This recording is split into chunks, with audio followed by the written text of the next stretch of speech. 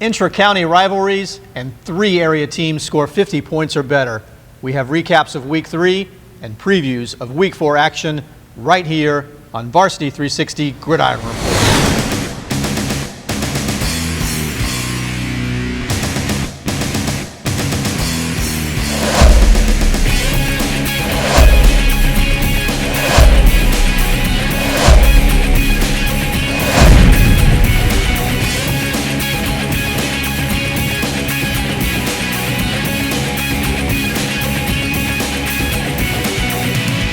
Hi there everyone, Mark Coleman here from the Virginia Varsity Sports Network, and this is Varsity 360's Gridiron Report, our weekly look at the top stories in Fredericksburg area high school football. We are recapping Week 3 action, and what a weekend of sports it was. Very happy to be partnered with the good folks from the Freelance Star. Very happy to be able to have some of the members of the FLS Varsity team here with me each week. I have 2 today. Joining me from the Freelance Star, sports reporter extraordinaire, Taft Coghill. Taft, good to see you, man. Good to see you too, Mark. It's been a while. Good to have you back. Yes, sir. And we have a regular on the show. It is the assistant sports editor, one of the best ones around. It's Justin Rice. Justin. It's been a good day. It's been a good week. It's been a good day. Let's talk some football. What a week of football. So some high-scoring games, some county matchups, undefeated versus winless teams that sort of held form, so some surprises, but some not so surprising results here. Well, and I think some of the things are starting to, you start off in the preseason and we get kind of an idea about teams, and then you play maybe one game and you kind of get like, maybe. I think by Week 3, Week 4, we're starting to figure out who's who and what's what. That's a good point. So I don't remember, I think we talked about this last year actually, the percentage of teams that go 3-0 in Virginia high school football that make the playoffs. It's somewhere, I think it's better than 95% of the teams that go 3-0. On the flip side of that, if you're 0-3 at this point, the chances of making the playoffs are not 0, but they are close to 0. They're approaching 0.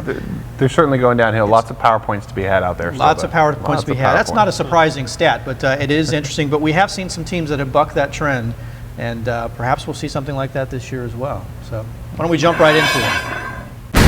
Let's jump right in with a very good game from this past week. The Chancellor Chargers taking on the Eastern View Cyclones. Taft, you were at this game, a battle of 2 teams that Chancellor, an up-and-coming team. Eastern View has been up near the top for a while now. It was a good test for these 2 teams. Yeah, very good test. The score was actually a lot closer than it ended up. It was about 27-21 midway through the 3rd quarter when it was a big game-changing fumble for Eastern View, and Chancellor took the opportunity and ran with it. So.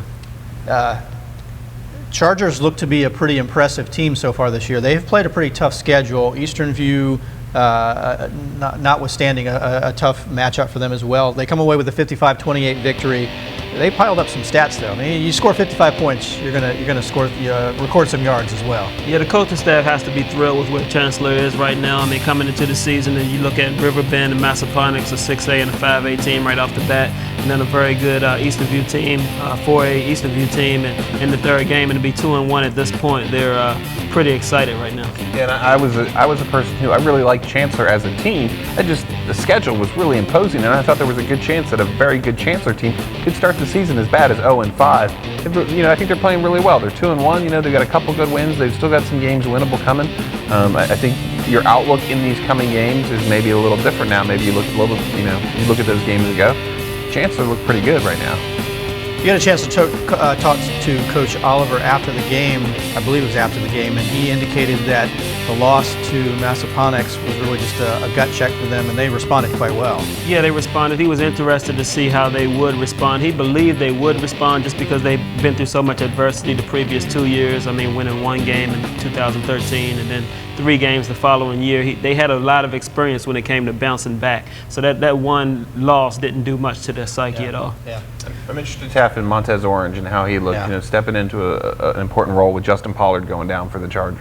For the Cyclones. He was pretty solid. I mean, he wasn't spectacular, but he was solid. He got the job done. He was by no means the reason why they were unsuccessful as a team. I mean, he came in and he got the job done. I think he had over 70 yards, and he moved the chains, got a couple touchdowns. But I think it was mostly Chancellor, what they did, and not anything that Eastern View didn't do.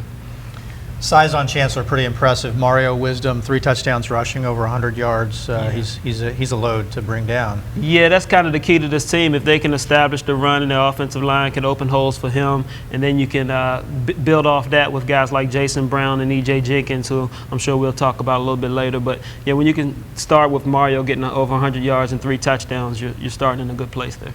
So in addition to the 106 yards from Wisdom, Chancellor also got 85 yards rushing and a touchdown from DeMonte Pratt. Jason Brown with a big game, 13 of 20 passing, 249 yards, 3 touchdowns. He also added 1 on the ground. You got a slow roll E.J. Jenkins and there. Then With 6 catches for 193 yards and 2 touchdowns. We're going to roll out him last. And because of that, E.J. Jenkins is the Freelance Star Player of the Week. And just an incredible performance from Jenkins.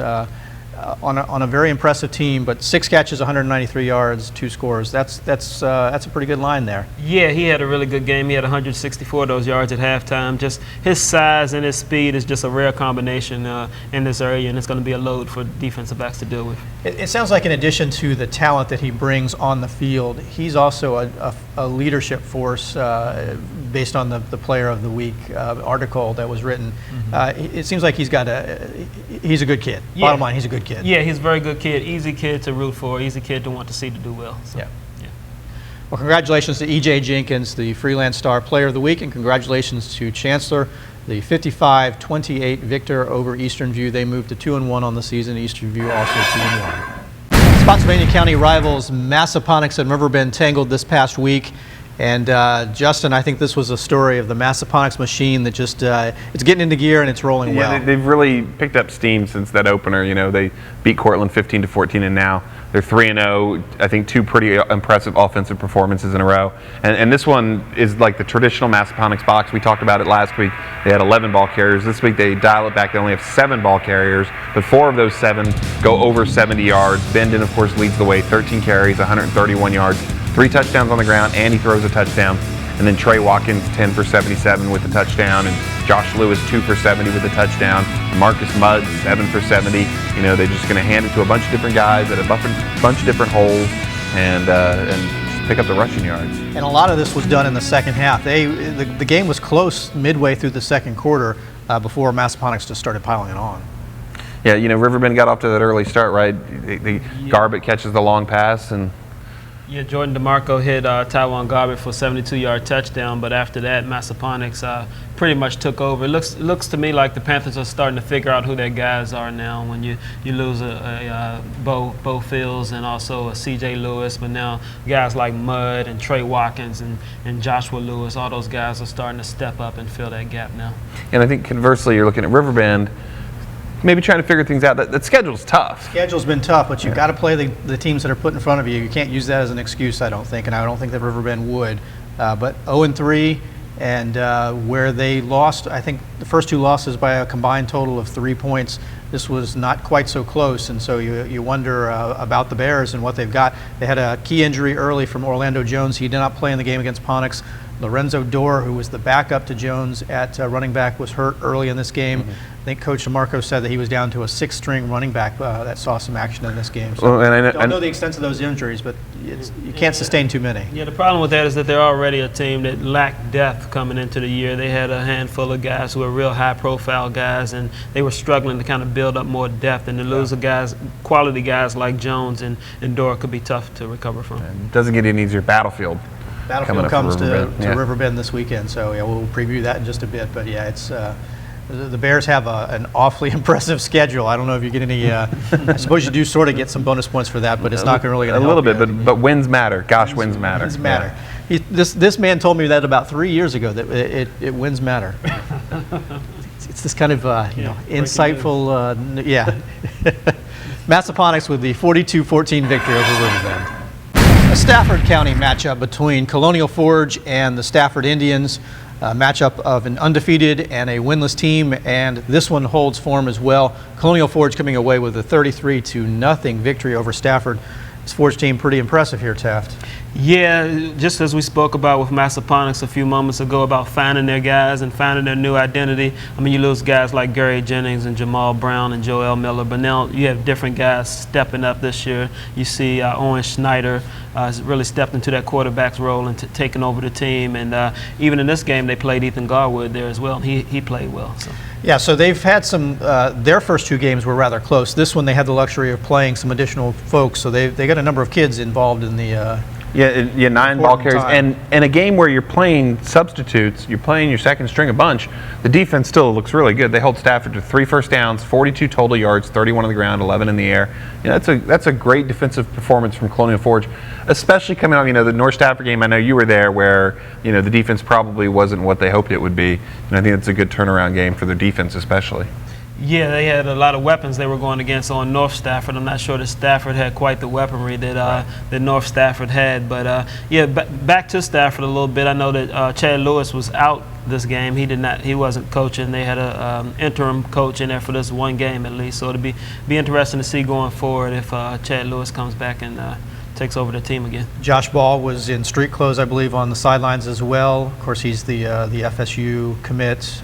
We believe that he may be okay, but I think they're going to play it a little close to the vest with him. I mean, you're looking at a team that's 0-3 right now, and you're looking at a kid who's committed to Florida State. Yeah. I don't think you're going to see them take too many chances with his future. Probably wise there. Forge with the 33-0 victory over Stafford.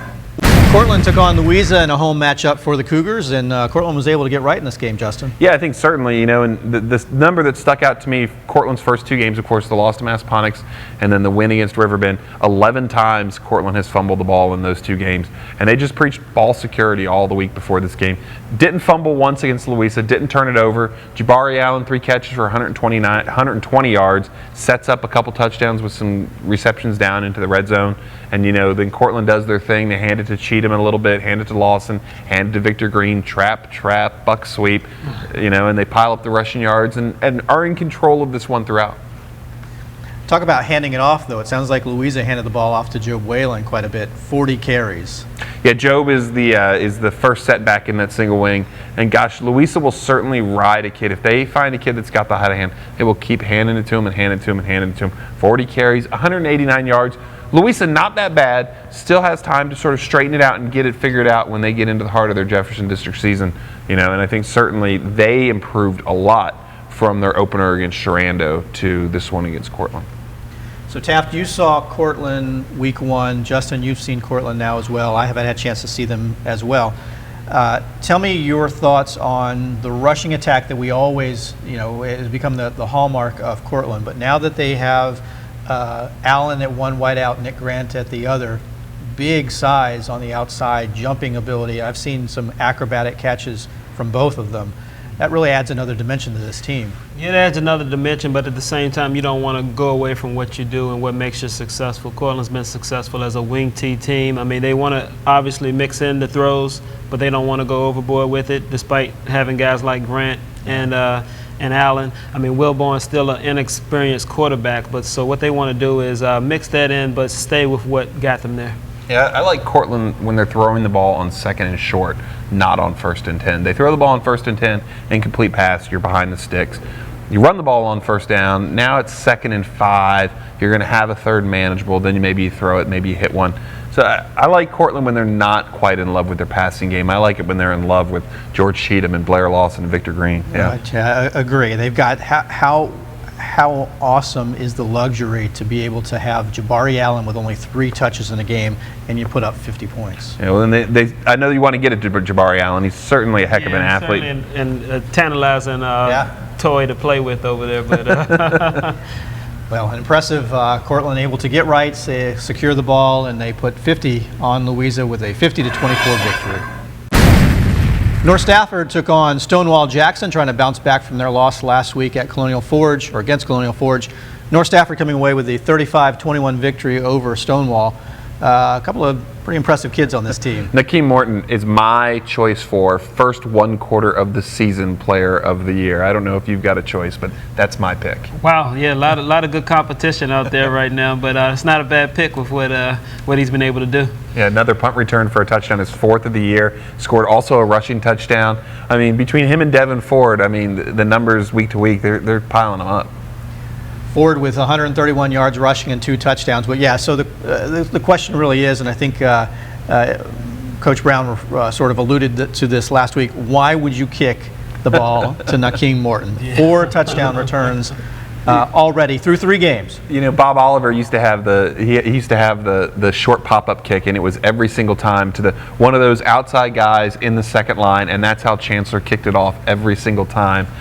I think North Stafford probably sees a bunch of that here as the season moves on. I mean, it's the obvious strategy against that team because, I mean, I saw him a couple weeks ago against Colonial Forge take it from the 1, and, I mean, he was just gone. I mean, you can see that state champion sprinter speed on the football field this year for him. Impressive team. So 35 might not even be their average for the year so far, North Stafford, in terms of points scored in a game. They've been racking up the points. Absolutely. This team has a ton of skill. They're going to put up a lot of points all year.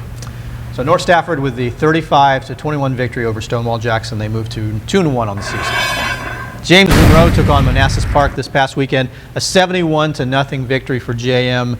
Record-setting performance. Yeah, quite a performance for James Monroe, putting up a school record 71 points. That's quite an accomplishment for a school that's been around just as long as any other school in the area. Share of scoring a lot of points in some games. Yeah, exactly. They spread the ball around. There was quite a lot of wealth to share, I suppose. I'll give credit certainly to JM for not feeding the ball to one guy. This game was clearly out of control early. DJ Weldon with another nice game, 10 carries for 97 yards, 2 touchdowns.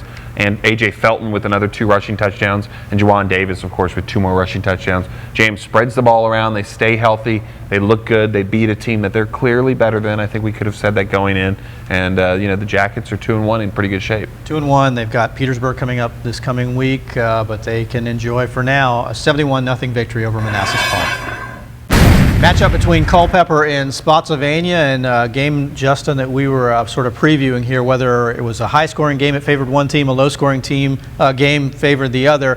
Final score came out 21-14. Culpeper comes away with a tough-fought victory. It's like a middle-scoring game, and I'll tell you, the number that stands out from the game is Culpeper with 104 rushing yards, actually. You know, I think the Blue Devils, we know they can throw it. Hunter Krim, of course, they're going to throw the ball up and down the field. He was 23 for 39 for 257 yards with a touchdown, and but 101 rushing yards as well. I think that's a good compliment, right, for Culpeper. Yeah, I mean, they can put, like you just mentioned, they can put the ball in the air with Hunter Krim and Eli Marks, and when they can have that balance, that adds a whole new dimension to the Blue Devils. So. Marks with 8 receptions, 159 yards, and a touchdown for Culpeper. Couple of interesting returns here, though, for touchdowns. R.J. Howard from Spotsy with a 90-yard touchdown run for interception return for a touchdown. Gabe Fry from Culpeper. Have you ever heard of such a stat? And I know that the answer here is no because you thought it was a mistake. A punt return for a touchdown that went 20 yards. Yeah, you know, Spotsylvania is punting from a short field. They don't get off a good one. The ball is sort of standing around. You know, at that point, everybody is yelling, get away from the ball, get away from the ball. I'm sure of it. That's what gets yelled. You know, Fry zips into a crowd, scoops up the ball, and runs it back 20 yards for a touchdown. Yeah. It's a heads-up play when it goes your way and you return it for 20 yards for a touchdown. Yeah, sounded like Gabe Fry was pretty savvy there. So. Gambling Gabe Fry. Yeah, the coach is on the sideline going, no, yes, don't do that ever again. So Gabe Fry with the punt return for a touchdown, also had an interception, and Culpeper moves to 1-1 on the season with a 21-14 and an important 3A East win. We got to point that out just because of these are the teams that Culpeper, I think, is going to be battling for, you know, 10th, 11th, 12th, 13th, 14th, 15th, 16th, those last spots into the region playoffs. I think Spotsy and Culpeper are teams you're talking about. I think every win that Culpeper picks up, those are big. This is a big one for the Blue Devils, certainly. Yeah. 21-14 victory for Culpeper. Quick recap of other games around the area. We will start with Mountain View with a 48-22 victory over Garfield. The View going to 3-0 on the season. Yeah, they're off to an impressive start. Amar Tweedy with another solid game, 2 rushing touchdowns and a passing touchdown. Jamil Collison-Kofi with 3 rushing touchdowns. I think he's up over double figures right now. So. Yeah, impressive performance there. Brook Point with a 34-21 victory over Forest Park. Yeah, another impressive running back there, Damone Drew, with another big game. I think he had 166 yards in that contest. So Brook Point's 2-1, and they're off to a fine start. I think you look at Brook Point and Chancellor. That's the two turnaround teams, right? Those are the two best turnarounds so far. Yes, sir. So. Exactly. Yeah, I think so. A team that hasn't been able to get off the schneid just yet. Colonial Beach, they fall to Franklin, a big one, 54-24. I think the Drifters have played a really, really tough schedule, and they've got to find a way to get some stops on defense. Yeah. And how about the Washington and Lee victory over West Point, WNL 41-8 over West Point? Yeah, the Eagles, of course, took it in the chin in their opener against King George, and you could see the talent there. It was just going to take some time. Had a week off, get to go back and play, a 1A team, and they put it on West Point a little bit. Another full slate of games scheduled for Week 4 in high school football around the area. Taft, which of these looks most intriguing to you? I like that Liberty Chancellor contest. I mean, you have Chancellor at 2-1, Liberty at 1-1. Liberty's traditionally a very strong team, and they'll provide another test for Chancellor. Yeah, especially it's a 4A East matchup, of course. That's it's an important game. I think anytime you get those regional games like that, it's a big one. Yeah. It seems like every week Chancellor's playing a team that provides an intriguing matchup, and this is another one. I really like where Chancellor has gone so far this season. I said before the season started I thought that they were going to upset some folks. Justin said it's not going to be an upset, and I'm going to agree with Justin now. I think that this team deserves to be where it is. They are in my personal top 5, by the way. I know that we won't quite reveal what the top 5 will be, but I have voted for them in the top 5. I think that they are very impressive. And I am curious to see how they're going to face fair against It must have Liberty. been you that Bob Oliver was talking about when he said that somebody said they could upset some people. So he told me they were on a mission to check off an upset each week in their box. So. Mark Coleman bleeds There Chancellor you go. Red, I'm told. It must have been you providing the bulletin board. Well, perhaps. Why not? Why not? Some other good games, though, Justin. What do you like? Yeah, I think there's a lot of them that you look at and go, oh, that's a pretty interesting game. I think Louisa and King George are two sort of similarly styled teams. I think Rappahannock and WNL down in the 1A, 2A level, and Sussex and Colonial Beach and Spotsy and Orange. I really like JM and Petersburg. If you saw this game last year, Petersburg is a team with a heck of a lot of athletes. They really gave JM a really, really good game last year. I think this will be another good test. Petersburg is, of course, 2-0 this year. JM is 2-1. With the loss being Dinwiddie. I think this is a really good test. Jackets going on the road for another long drive. Yeah. They've been to Dinwiddie, now they're going to Petersburg. Yeah. I mean, I don't know where else they could go. Maybe Brunswick? I don't know. What do you think? Yeah, maybe Brunswick. Yeah, they might as well set up shop down there. Yeah. That'll be a good test for JM. I'm very curious to see how that one's going to play it as well. But you haven't mentioned what I think is going to be the game of the week this week. We've got two undefeated teams from Stafford County, Colonial Forge and Mountain View. They're going to get it on. Well, I think a Mountain View fan or player is going to sort of balk at me for saying this. Mountain View's not played the schedule Colonial Forge has. And I think that right now, the Mountain View is 3-0. You look at the teams they've played and you go, yeah, should win those games. But they're 3-0, and there's a lot of teams that sure like to be 3-0. And you go into this game with Forge, I think, with a real chance. Tweedy and Collis and Kofi, right? Yeah, so big chance for them to make a statement. I mean, a lot of people look at it like you just said, you're 3-0, but who have you played? I mean, you do look at Freedom, and they're 2-1. Surprisingly, that was the first team Mountain View played. But at the same time, people do look at their schedule and think it's not that impressive. So this is an awesome opportunity for Mountain View to go out and prove themselves. Yeah, they could shock some folks. I think this game is going to be tight. Colonial Forge is not really outside of Stafford. They've played a couple of very close games. They've won, but they haven't been blowing the high competition away. And I think if you're Mountain View and you're measuring yourself against 6A Colonial Forge, you certainly want to win. Don't misunderstand me. But I think you're going to go in there and make sure that you're in the game and you're competitive and you're battling. And I think if you're battling against Colonial Forge, you're battling to the end of the season for Mountain View. And Mountain View looks like a good playoff team. I think this is a good measuring stick game for Mountain View. A good chance to see where teams are. It's as we mentioned at the front. At this point of the season, we have a pretty good sense of where they are, but there are still chances to change your stripes, I suppose. Nobody's fate is written in stone yet. Not yet. There's still a lot left to be determined, and I hope that you're able to catch one of the great high school football matchups from around the area this weekend.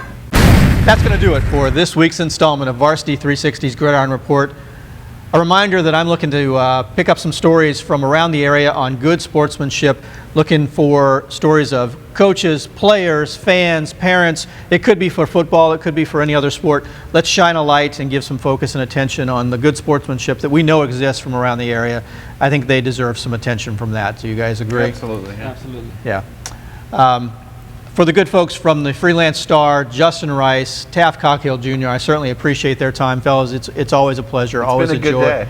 It's been a good day. It's been a good day. But it always is a good day when I get to talk sports with two of my favorite folks here.